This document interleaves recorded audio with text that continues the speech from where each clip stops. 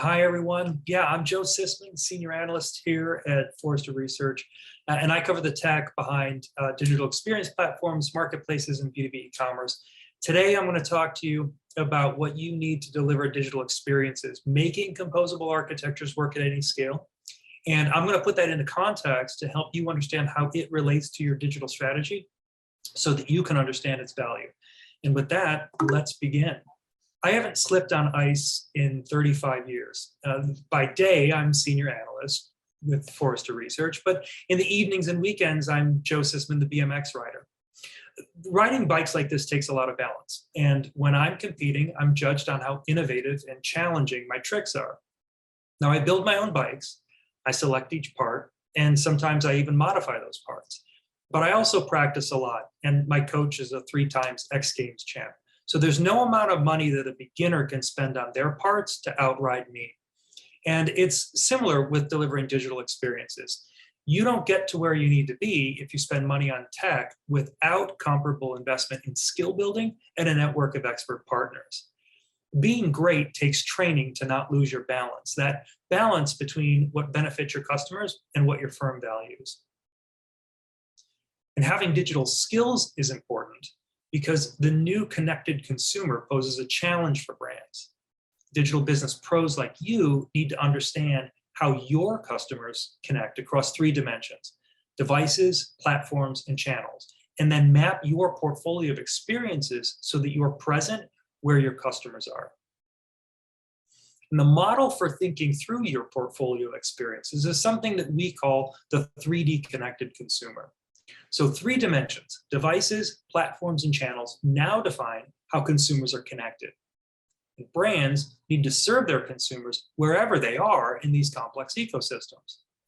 You need to take a fresh look at how your customers connect as you craft your technology and platform portfolios. And that's because customers use combinations of platforms, devices, and channels that many firms don't support. So you need to understand your customers' digital ecosystems in order to map your portfolio of experiences to how your particular customers connect. And that's not a trivial endeavor. That's because customer journeys are not simple, and brands aren't in control of how the customer goes through that journey. Your digital experience platform is how you deliver experiences to support buyer journeys that are nonlinear and in the buyer's control. And the talent that you employ to build these journeys, your practitioners, well, they need the flexibility built into their tools because they don't have time to constantly rely on developers. Now, this isn't just about better employee experience. Great customer experience leads to business growth. So this is the formula behind Forrester's CX Index, which quantifies the business benefit of having a loyal customer. It calculates the potential revenue from improved retention, enrichment, and advocacy loyalty. So for example, customers with excellent experiences have a higher likelihood to recommend to many more people. So getting customer experience right leads to loyalty, which is retention, enrichment, and advocacy, and that drives business growth. But it's difficult to make something simple. When you deliver great experiences to your customers, they feel that it's simple. But in fact, it's very complex for you to do that. Consumers and business buyers alike seek convenience. They don't always want to visit you, even virtually, to engage with your brand, and nor do they want to fumble through unwieldy app experiences. So brands need to lighten the cognitive load on their customers by removing friction from their experiences. And to do that, brands need to do 3 things, which we're going to step through now. So the first thing that brands need to do is take a page from the banking playbook. See, banks realized decades ago that they couldn't just put their ATMs at bank branches if they wanted to reach new customers. They needed to put them in airports, and grocery stores, malls, and gas stations. And the same applies to digital. Consumers already use iPhones. They already use Google Maps. They already talk to Alexa. So brands need to place their services appropriately. Brands need to meet their customers where they are. Now, the second thing that brands need to do is offer choice. Consumers use more than one channel to complete the same task, depending on their context. So if a consumer is riding a bus to work in the morning and maybe she types phrases or touches icons to navigate through her song playlist, in order to avoid disturbing other passengers. But if she's driving to work and has to be hands-free, well, she may use voice to accomplish the same task. Brands need to give customers a choice of channels. And the third thing that brands need to do is not fall behind. And the cost of delighting customers can be high, and the first movers bear that burden of teaching customers new tricks. But more often than not, your customers' expectations in digital are set by an experience outside your industry. For example, consumers expect the same process transparency for an auto insurance claim as they do for a fast food order. Digital business pros like you need to examine comparable processes or ideas outside of your company. Brands need to keep pace with or even stay ahead of customer expectations. Can I interrupt you right there? Yes.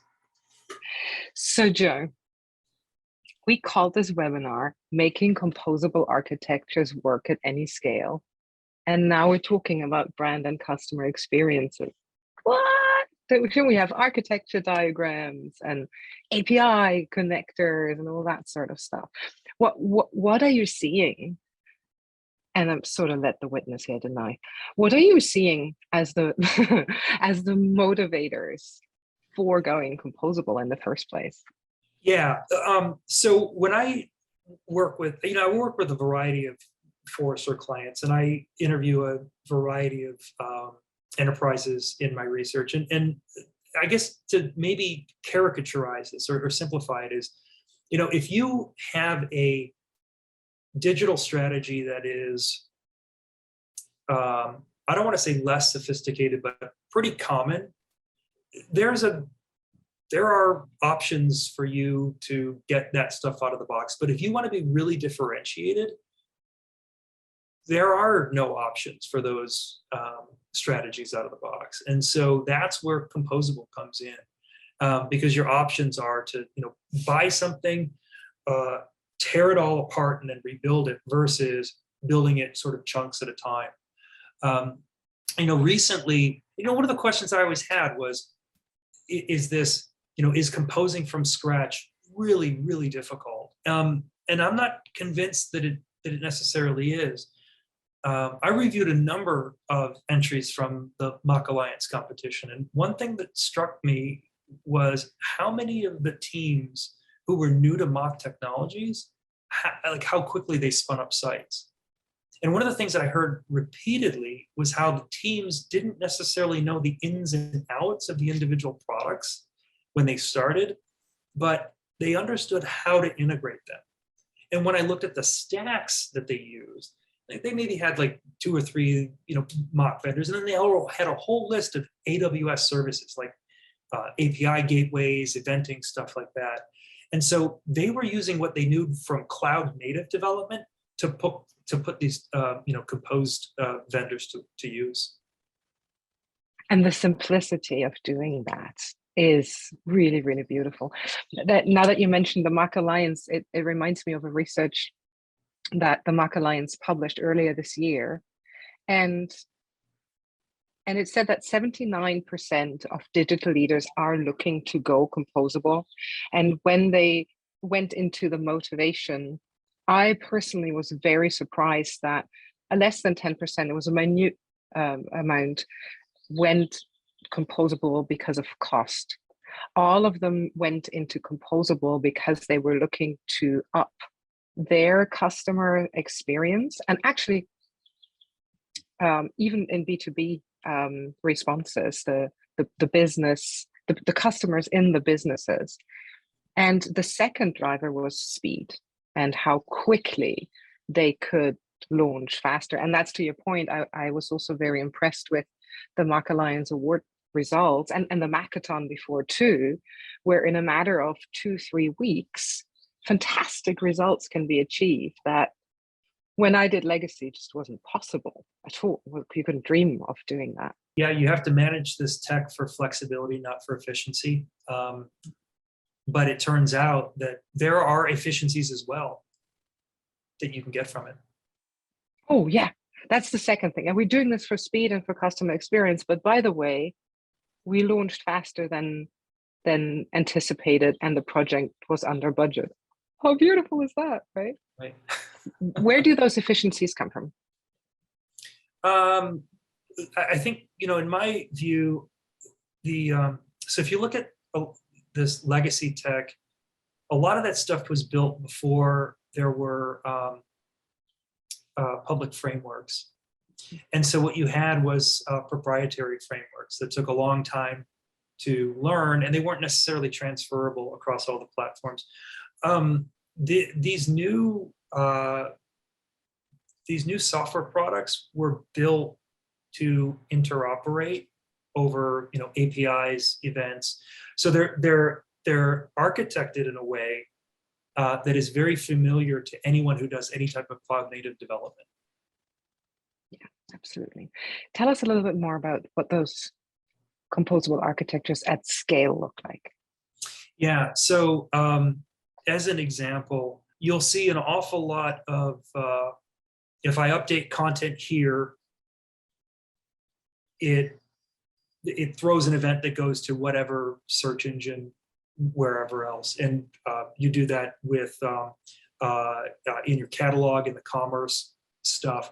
And so you have kind of these event-based architectures. All of these things are open with open APIs. A lot of them have GraphQL such that your devs can hit one endpoint,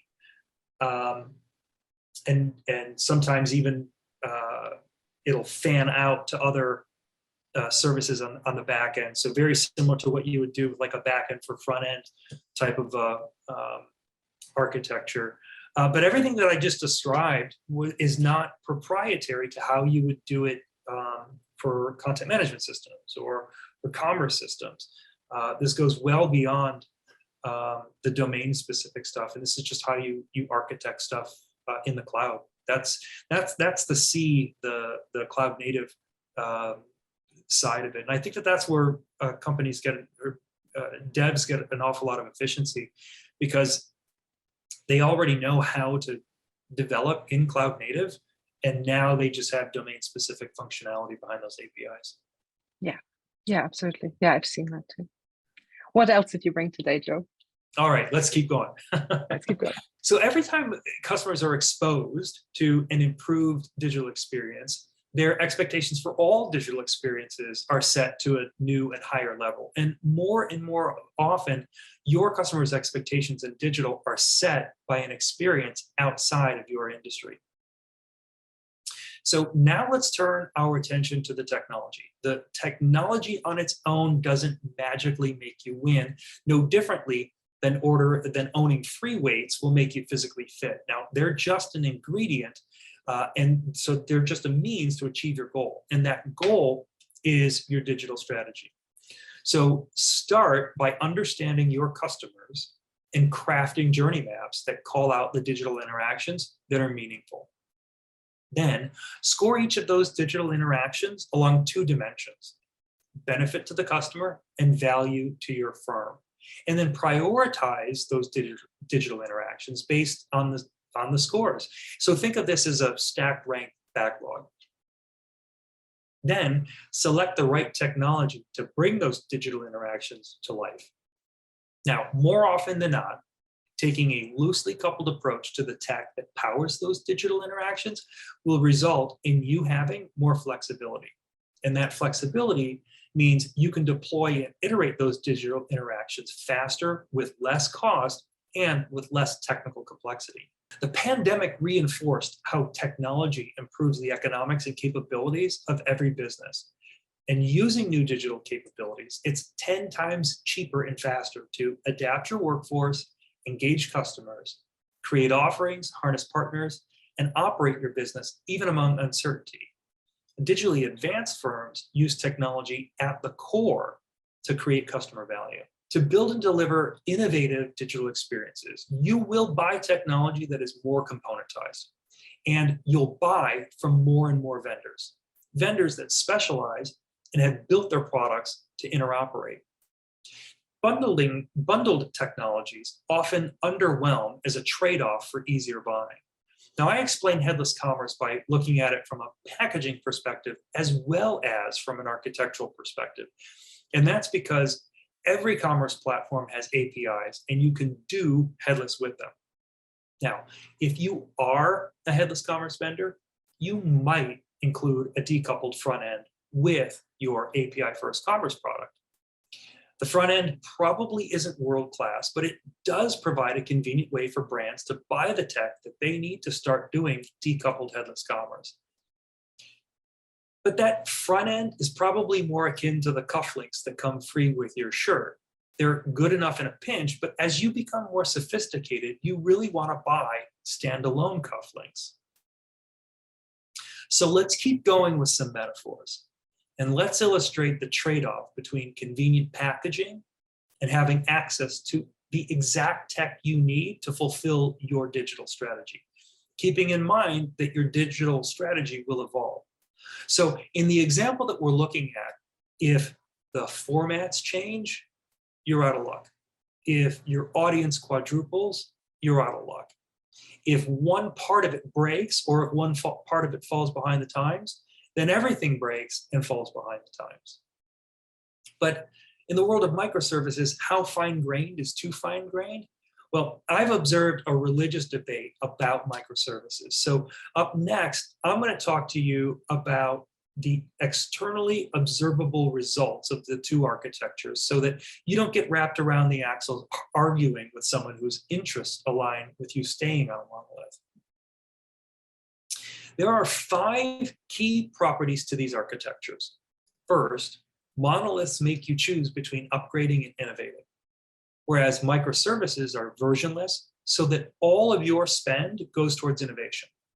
Second, monoliths have complex scaling, and customers sometimes have to inform their vendor ahead of big traffic driving campaigns. Third, the vendors of monoliths themselves have slow velocity. So don't look at their roadmap. Instead, look at their release notes to see exactly how much innovation they've been delivering over the past 18 months. Fourth, those monoliths rarely have best-in-class capabilities compared to other standalone vendors. Search is a great example of this. And fifth, monoliths often result in a high cost of talent. That's not just hourly rate, it's how hard it can be for people, how hard it could be to find those people to work on the product's proprietary frameworks, how long it takes to train someone up, and how productive they actually are. Around this time last year, I published my findings from the wave on digital experience platforms. And technical architectures aside, today, companies buy digital experience parts from multiple vendors and they implement them over time.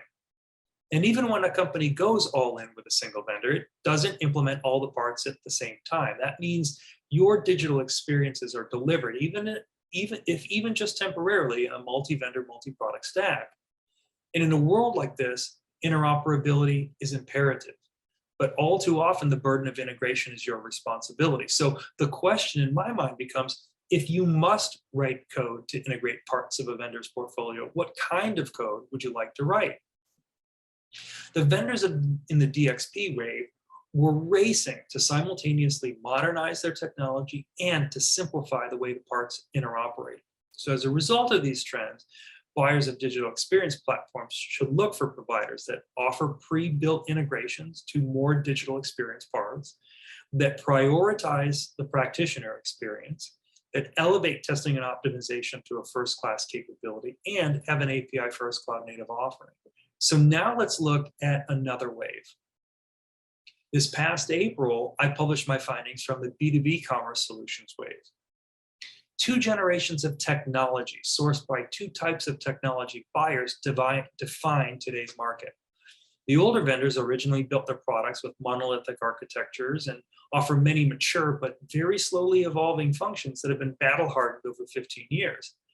And the newer vendors built their products with cloud-native architectures that offer less mature but very quickly evolving functions as APIs that are designed for businesses to compose into tailored solutions. Now, the digitally mature firms, the digitally mature enterprises, have the culture and development skills to take advantage of the modern vendors. The less digitally mature firms, those that continue to delay modernization, well, they risk being tied to outdated vendor offerings. Here's the rub.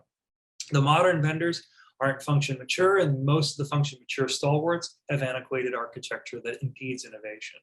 So as a result of these trends, buyers of B2B commerce solutions should look for providers that are built on modern cloud native architecture, that have modern ISV partners, that have modern service partners. So the thing about service partners is if you don't have the right culture or tech talent, agencies and systems integrators can help you transform. They can also provide consulting to help you formulate that great innovative digital strategy that'll have a meaningful impact on your customers and your business. Okay, 4th, that prioritize the practitioner experience. And then 5, that align to future fit principles that govern smart investments. So on that front, a future fit investment framework powers new business models through technology-driven innovation. It follows an iterative process. It uses early results to justify further investment, and it relies on external and pilot data.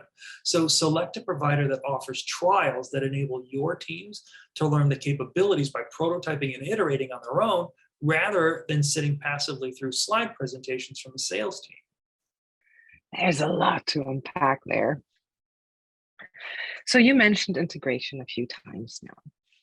That's always what I hear in conversations, that big elephant in the room when you're coming from a monolithic world, and let's face it, most enterprises are, then integration is always the big scary thing. I often hear, oh, composable is too complex because look how hard it is to integrate stuff now. Look how hard it is to extend functionality now. Oh no, what if we have to do that with 5 different vendors in the mix? What do you advise? Yeah, I think the way I'd frame it is, on the topic of complexity of the support, what I've observed is that it has more to do with the newness of the architecture than the architecture itself, and more specifically about the newness of the architecture in the eyes of the team that's going to be operating the tech. So for example, some of the longtime vendors in the wave had recently done some refactoring, but their clients weren't entirely used to that. And even some vendors with architectures that had been out in the field for a long time, were the source of some long-standing gripes from longtime customers. So Mock and Cloud Native offers a trade-off. You get performance, a constant stream of new capabilities, no need to upgrade at the cost of learning Cloud Native development. But let's face it, we live in a cloud world already, and that's just something you're going to have to learn anyway. By metaphor, remember converting from a BlackBerry physical keyboard to an iPhone soft keyboard? It was a change, it felt disruptive, but it was the next paradigm in computing. And today, you're not going to go back. And so, the other thing I advise with clients is when I talk to them, I said, look, manage your digital experiences as products, not as projects. And that's a very different, that's part of the whole mind shift of going into cloud native, being able to do, truly continuous integration, continuous development. But under those circumstances, you've got site reliability engineers anyway. It's just part of how you're building solutions. So I steer clients towards thinking of this as doing cloud native development, and that's just part of part of what it means to do that. Do you know what I find curious is that in a lot of people's minds, cloud native software and SaaS especially, still translates to that's a black box kind of tool that I, as a practitioner, as an architect or developer, actually cannot extend, and I have to live with what I get. And actually, on that note, and sorry to round that up, that's not the SaaS 2.0, maybe 4.0 version, of course, to your earlier point that we live in today. It's designed for that interoperability. We have 2 questions that I think fit in really well here, Joe. How different is composable architecture from decoupling a monolith via microservices architectures? I'm super curious what you're going to say to that. Yeah, okay. The whole decoupling a monolith, that's the whole strangler pattern where, you go in, you build interfaces around the thing in monolith, pull it out. That's extraordinarily difficult work to do. I've worked with some SIs that have practices at doing that for all sorts of legacy apps. When I look at how many legacy vendors have been able to do that, very few and to a very small degree. It's extraordinarily difficult work. And so the other way I would say this is, look, if you're working on a monolith, most of these monoliths have frameworks. I'll say show of hands, but I know I'm not going to see the hands. How many of you just decided to make a JDBC call instead? There's a because you just can't cope with the proprietary stuff. Because you just can't cope with it, or the framework's not going that, there's a bunch of latency through the framework, and you say, I can just hit the database right now. So in these monoliths, there's lots of that stuff. I mean, it would be one thing to say, take the framework and just decouple it. It's another thing to say, take the framework, decouple it, and all of these other connections that people made because they were cheating the frameworks. That's extraordinarily difficult work. The other way to do it is to start fresh with those cleanly architected boxes as it is, and then rewire them together. The wiring is very different. I mentioned earlier, this could be subscribing to events that would kick off an update to the search engine, and even when you get to like the front end as a service to the back end, sometimes it's just a single URI that you would plug in. I would say, put your eyes on how much simpler it is to tie these things together, because it is not like the myriad of connections that you would have to pull apart if you were going to do a decoupling. Loosely coupling two components is different than decoupling components. That's right. I've also often seen that the narrative of we have decoupled is a good way for vendors to camouflage the monolith under the hood and sell that best of both worlds idea that is typically just a really rough wake-up call after the initial implementation, isn't it? Yeah. Before we look into, so what do I build? What do I buy, Joe? Another question from the audience about what percentage of major enterprises have embraced composable tech?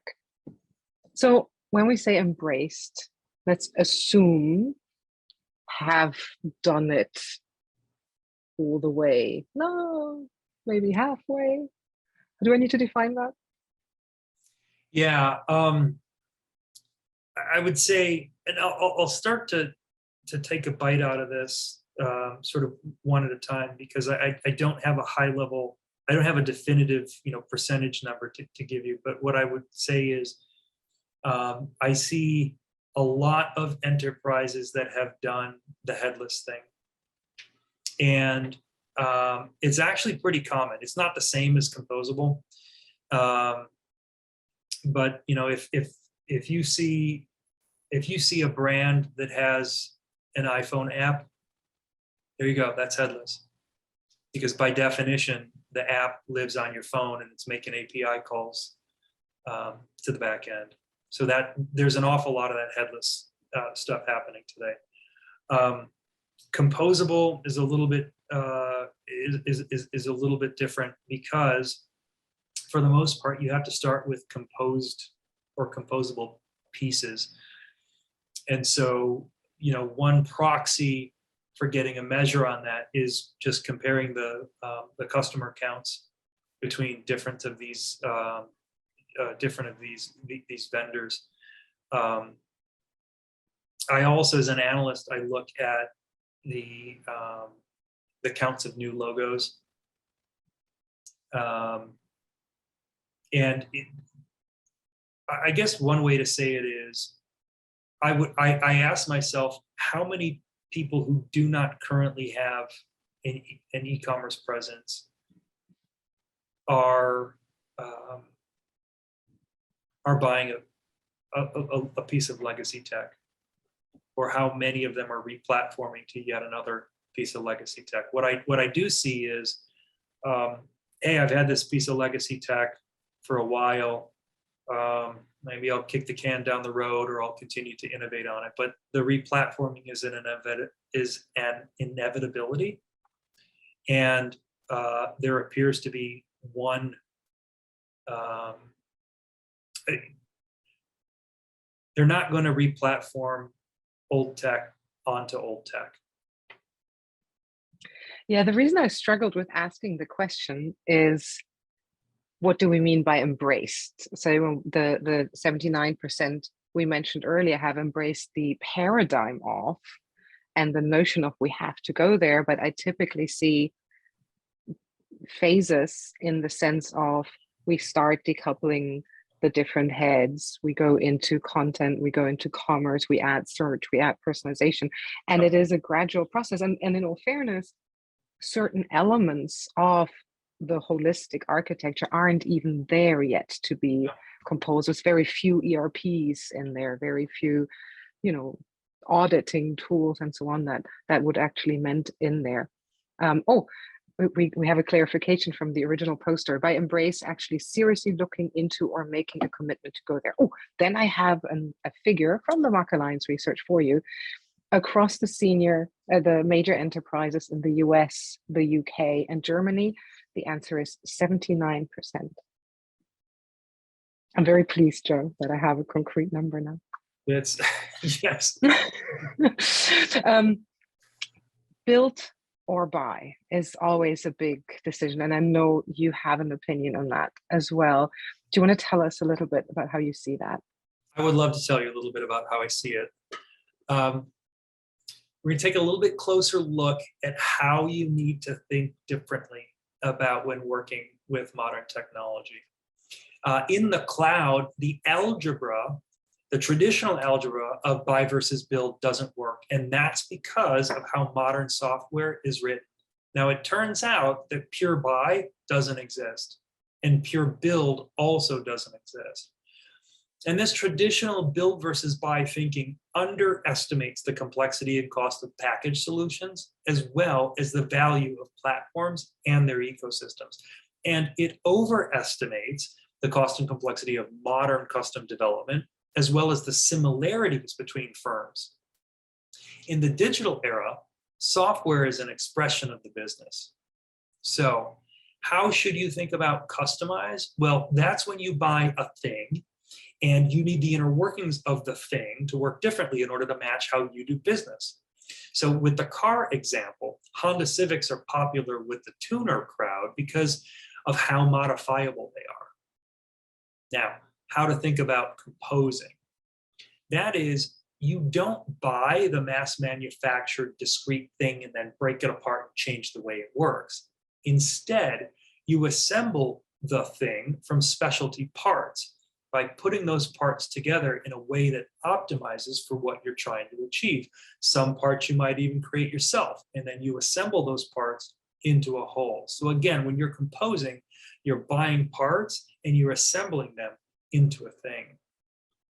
So rather than a binary build versus buy choice, firms have a spectrum of delivery options, and in fact, they have for years. So excluding pure build, there's 5, not just 2, representing various combinations of purchased software and custom development. Now, new technologies, particularly cloud platforms and low-code tooling, new software design techniques like microservices and cloud native, new licensing like open source and pay-as-you-go APIs, And new development techniques like agile methods and continuous delivery drove this explosion in solution delivery options. And all of this evolution has driven massive changes to both packaged apps and custom development platforms. And this is the new reality of digital experiences. And this is why you need modern skills in order to take advantage of modern technology. So broaden this idea of composing beyond just your content experiences and apply it to all of your enterprise capabilities. An experience architecture serves customers in the moments they choose. The best investments for advancing customer interactions is with real-time visibility of the systems, platforms, and processes that affect the customer's experiences. And at a minimum, experience architecture includes the ecosystem of platforms that live in the cloud, is accessible over open APIs, includes high performance data movement and storage, scales in performance, and it's set to increase development speed. So where is all this headed? Well, customer obsessed brands that use an experience architecture create brand expressions that attract and adapt to customers the way those customers expect to be engaged. Traditional technology with the process silos creates seams that customers can feel as friction. And that's because companies without an experience architecture manage their technology for efficiency and cost, not effectiveness. An experience architecture built to enable uninhibited brand expression is how digital immigrants will be able to compete with digital natives that built their systems from the ground up. Now, you can't buy an experience architecture from a software vendor. It takes specialized capability to assemble it and then to practice the principles over time to evolve it. And that's capability that you develop through a combination of in-house talent and co-innovation partners. Cloud is just the latest technology shift, and you've navigated other technology shifts in your career before. So leverage partners to help you navigate your current organization through this most recent technology shift. Enterprise cloud leaders must power their organization using the right assortment of cloud platforms and partners. And advanced cloud stories are inspiring. We're seeing plenty of fantastic innovation, including Volvo innovating on autonomous vehicles on cloud platforms, BP achieving sustainability goals with cloud, and Lowe's dealing with the unprecedented e-commerce traffic amid the pandemic by accelerating its cloud migration plans. It's true that many enterprises are still early in their cloud journeys, but a delayed cloud strategy has an opportunity cost, like lost revenue, lost productivity. Every enterprise should find the right assortment of partners to help it accelerate. And one key aspect to understand about cloud partners is that partners can accelerate and enhance your skills. Although there are lots of new ways that partners can co-innovate with your company, the basics still hold true. Your major MSPs, consultancies, and SIs offer cloud services to help access, compose, and orchestrate, which is plan, build, and run. Many enterprises use partners to fill skill gaps, to accelerate with tools, which the partners call accelerators, to provide best-in-class experience and knowledge, and then also to give an outside-in perspective. So both platform players and services firms can help supplement your cloud team and even become part of your cloud center of excellence to help you get moving quickly and safely. And so one final word of encouragement, as both an analyst and a BMX rider, I can assure you that you are not alone in taking this ambitious journey. Every master started as a beginner. They made gradual, continuous improvement. So work on your game, work on your skills, and remember, you've gone through big change before. It's just like riding a bike. And with that, I'm going to throw it back over to Sonia. Thank you, Joe. I love that this is a balance bike too. As a mom, I just need to say that's the best way to learn how to ride a bike, isn't it? So we got another question in through the private chat, which is a beautiful tee up. And the question is, obviously one solution doesn't fit all. What are scenarios where composable may be more of a headache than that it actually solves what you're looking to do? So the barriers, and you've touched on the integration one that I typically hear are three. The first one is this idea of, oh no, how am I going to actually initially plug together the different tools. And to answer the question of what is a headache scenario, well, yes, there are APIs that you can use to custom build integrations, but to your point earlier, Joe, what you really want to look for is pre-built integrations, because what you don't want to do and don't have to do anymore is reinvent the wheel for every time you plug in, say, a content management system and a search vendor. That's just insane. That's not a good use of your time. So look for those vendors that have mature marketplaces, not like, here's an integration, here's the code repository, go download and do it yourself. I'm actually talking about install, next API key, done. Otherwise, you might run into a headache because you also don't want to have to maintain all that integration glue all the time yourself. Is that something you hear a lot too, Joe? Oh, definitely. This is something that I called out in the waves, which was look for platforms that have pre-integration to other, best of breed vendors. It saves so much time. And it saves time to actually do on fun stuff, like thinking about how to make it better for your customers and being creative and imaginative. Now, the second barrier you actually didn't address just now, but I hear that a lot. What if something goes wrong and I need to get in touch with 5 different vendors to figure out where it actually went wrong? And especially if you're used to some person somewhere in your organization having a support ticket access, and that guy is just out on holiday, right? You're stuck in the old support model. So my recommendation is always look for vendors that do composable and actually have like in-app support and chat so you get answers quickly. And for those who have cross-vendor support programs, and Contentstack pioneered that last year with a number of other composable vendors, meaning if you as a customer have a challenge, all the vendors that serve you and are part of that program come together to help you. That's really, really important. The more you compose, the more you need to make sure you have a partner relationship and not the old school vendor relationship. Is that something you see too, Joe? Yeah, I do. In fact, when I talk to SIs, they end up doing that as well. And some clients will have that function in-house, but again, if you're just getting started, wow, that's just another thing that you have to build out. So yeah, I am encouraged to see more commercial offerings to solve this, support perceived headache, for sure. There's a black swan though.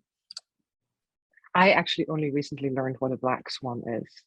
So for those of you who also don't know what the black swan is, so those two were the elephants in the room.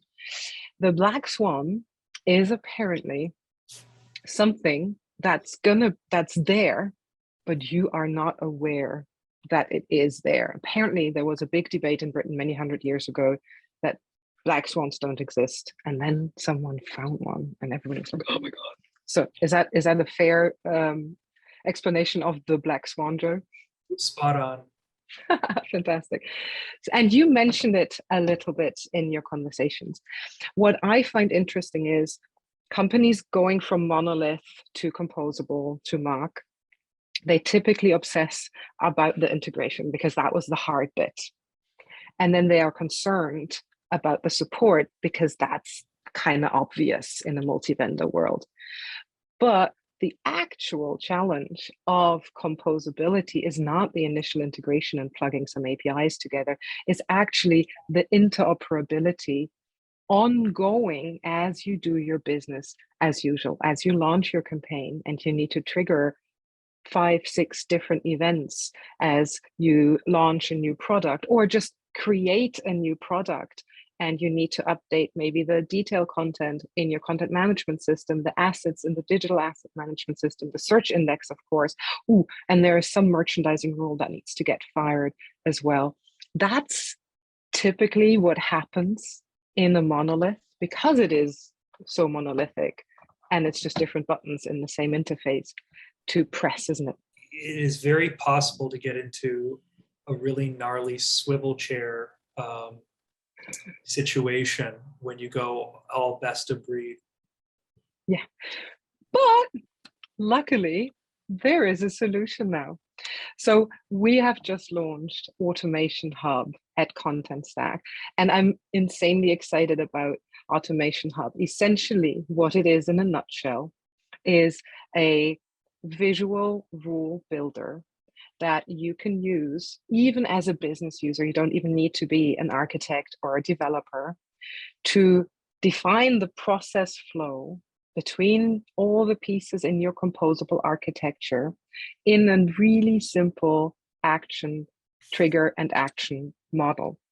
So rather than having to find a developer that needs to write code for scripting data and content flow between tool A and tool B, you can go into Contentstack. This is native in our app, and you just activate the connectivity, let's say with your search engine, and you say, every time I publish a new piece of content, automatically update the search index. Now that's pretty straightforward, right? That doesn't sound like it's all that much value add. But what if you want to launch the new product and you create the product, you maybe want to go global and you have to translate it? Then you need to go into your translation tool and press translate here. You need to approve that the translation happens, and you need to wait, hopefully not miss when the translation actually comes back. Everyone's like, oh, waiting isn't hard. Waiting is actually super hard in the technology world. Then you need to update all of your entries and product information across Contentstack and whatever e-commerce engine you use at the same time. You want to update the workflow status. Oh, and we need to get the right assets from our DAM as well. Oh, you got to go to yet another tool, right? Then you need to make sure that product data is synced and live. You need to update your search index, and you probably want to notify some people as well. All of those are manual steps that you need to take in the right order, and in a headache scenario, to our audience's question, possibly across a lot of different interfaces as well. So you, instead of having a smooth, fast rollout, you have a clip chart, and you better do it right and don't do any mistakes along the way. Automation Hub solves exactly this headache and beautifully connects all of those flows and allows you, as like a business ops manager or the MarTech person, to even change them after you have initially set them. And I'm almost done pitching, Joe. And when this is important, all of that runs on cloud native infrastructure in the back. That is something that is often forgotten, that when you need to make the glue in between the systems, you also need to take care of where that glue lives and where it is hosted. Contentstack now takes care of all of that for you. So it's secure, it's fast, it's always up and running. And that is so amazing that that marketer that wanted to launch that product is getting a promotion after using Automation Hub. And let's talk a little bit about the urgency, Joe. We got the question before, how many people are en route to composable? You said, if you don't want to do digital sameness, then you need to go composable. Is that a someday, eventually conversation? Can brands afford to not go composable, to not innovate digitally anymore? If you are a brand in a monopoly situation, then you probably can wait it out until you get disrupted. But if you are in an industry, and many people are, and that is subject to external disruption, then yeah, that you are going to be called to defend your turf, and you don't want to be caught underskilled at that point. And so probably rolling the dice to rest on your laurels. Ooh, so now is the better choice. I would say now is a better choice than later in an indeterminate time, for sure. Fantastic. Two quick questions, Joe. Can you recommend any studies or reports that show some metrics around composable architecture? I believe you had one earlier. The Mark Alliance research, for sure, talks a lot about the benefits, and there's a number of fantastic case studies there. How about from the Yes. Forrester side? I would, it's a great question. I did a piece called Forget Build versus Buy, Your choices, customize or compose. And I am always available to Forrester clients for inquiry to dig in very specifically on their particular problems, and we work together and we apply the research to their circumstances. Beautiful. And then a very simple question for me: the content that goes to the search index tool comes from Contentstack, correct? Correct. And if it doesn't yet, that means you're not a Contentstack customer, and you should totally change that. And then there is more questions in the chat. Yes, there will be a recording of this presentation that we'll share with you all later. Joe, thank you for all the random questions that I've added in between. This was really, really lovely to speak to you. Thank you all for joining here today, and I'll see you live in 3D in London next week, Joe. Looking forward to that. So am I. Bye, everyone. Thank you.